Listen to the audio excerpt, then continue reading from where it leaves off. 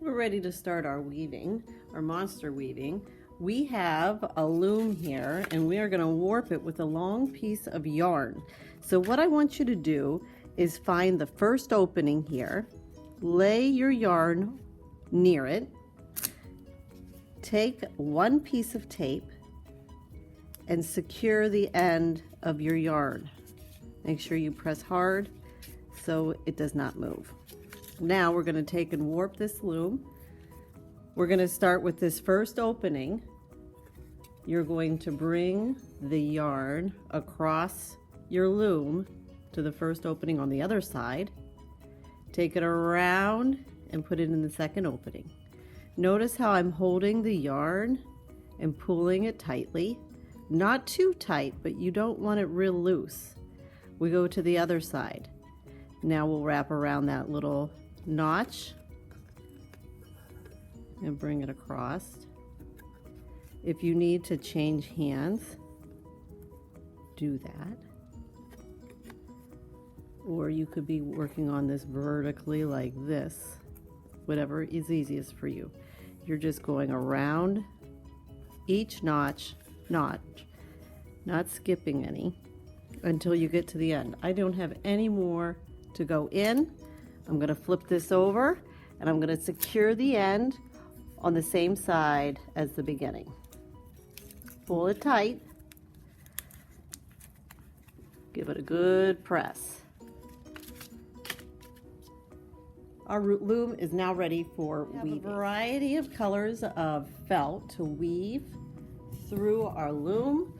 I've chosen some beiges and grays. I'm going to pick one of them, and this is just an AB pattern. So you can start over or under. I'm going to start under. So I go under the first string, over the next, under, over, under, over, under. Then line up your piece of felt so it's even and wiggle it up to the top. Choose your next piece of felt. I'm going to go with this dark gray. Now this first row we started under our yarn. The next row we need to do the opposite. We're going to start over. So I start over the first, under the second, over the third, under the fourth, over, under, over, make it even, wiggle it to the top. Double check your work, because if you have a mistake, you're going to want to find it now, or else you'll get confused for the rest. So I did under, over, under, over, under, over, under. Now I want to show you, if you do it without rotating your pattern, you will have something that looks like this. Do you see how this and this are the same? That's not what you want, all right? You want it to start over, then under. The third row will start under. So under, over, under. So double check.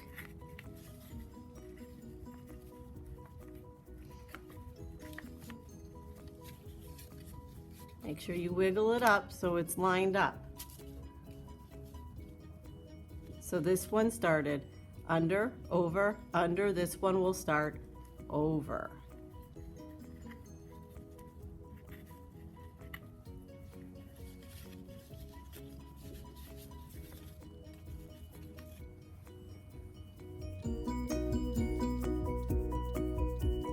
Did you notice the mistake? This one and this one started the same, so I'm going to have to pull this out and restart it.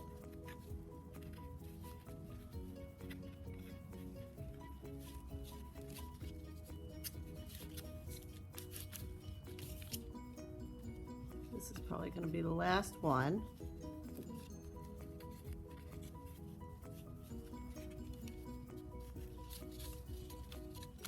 All right, when I'm done, I'm going to fringe my ends. So that means I'll just cut some notches in here some felt is easier to cut than others. This gray's hard. So make sure you use the inside of your scissors. It will be easier than the tips.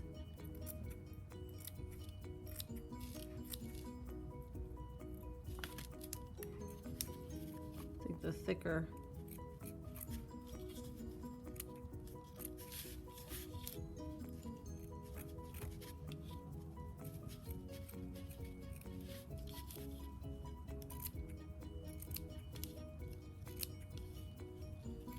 and then do the other side.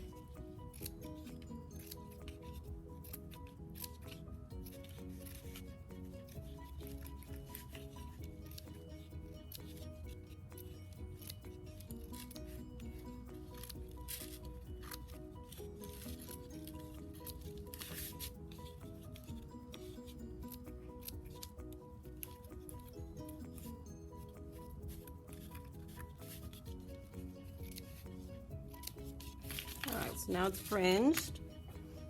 Now we have some foam sheets to create our arms and legs. If we fold this, cut it in half, we can get two symmetrical arms and legs. So think of how you want your arms. How many fingers do you want? Do you want claws? What kind of shape?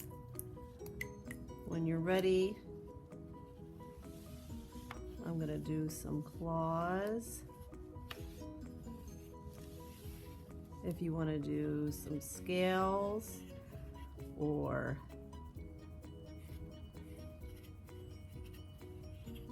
other kind of texture, you can do that as well.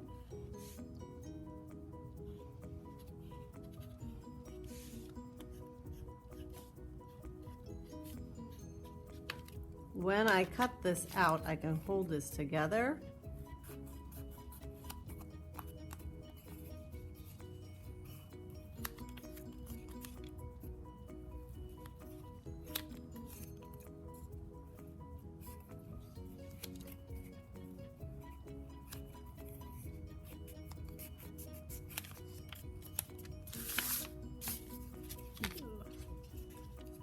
Then I can go ahead and redraw .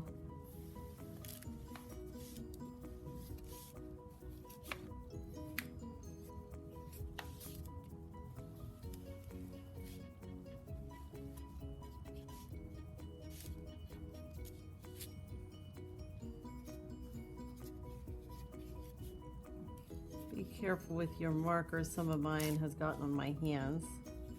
I'm just kind of holding this down with the tip of my finger so I don't get too much smeary messes. All right, so decide where you want them. All right, now we're going to move on to the legs. Same kind of deal. Fold this in half. Draw your leg.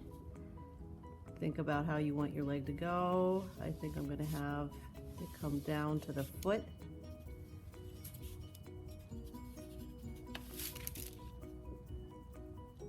Maybe on this one, he has feathers.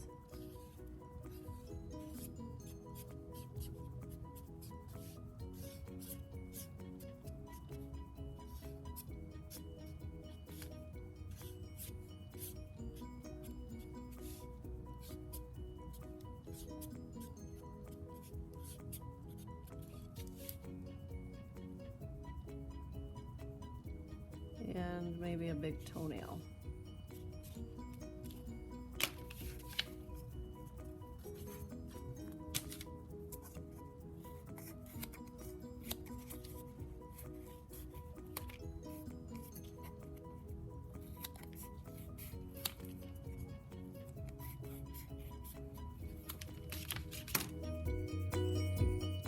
All right, let's go ahead and glue our arms and legs down. We're going to do it to the back of the board. So glue tip to foam.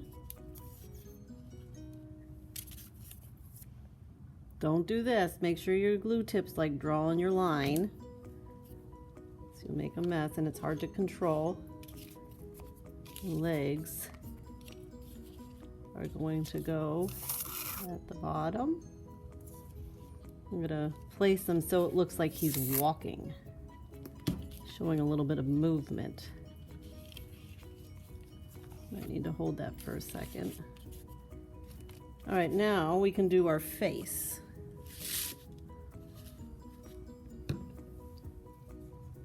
All right, I have some googly eyes I'm gonna use, but they're a little bit on the small side, so I wanna make them stand out a little bit more. I can use some foam or some paper to draw a bigger eyeball. I have two pieces together so I can get the same eyeball. And I can put this here. And I can do my mouth. Think of what kind of shape mouth you want.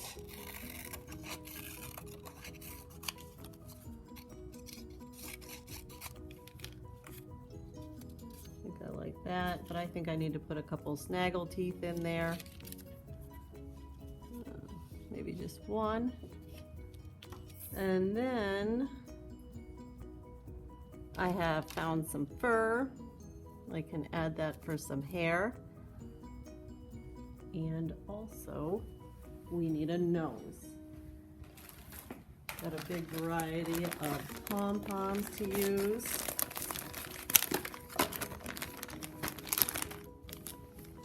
So find a pom-pom that you think works well.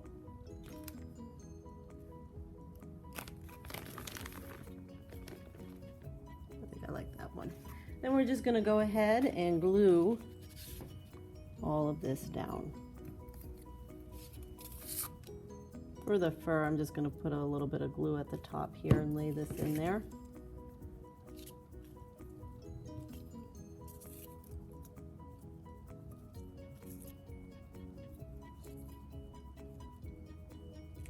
Think about the placement of your eyes. Are you going to have them looking somewhere?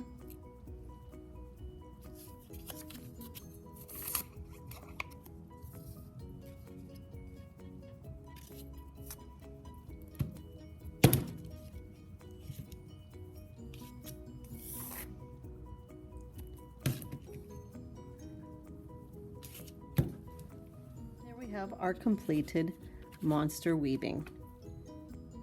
We've learned about looms, warps, weaving, texture, lots of different kinds of texture, visual and tactile texture, creating our monsters.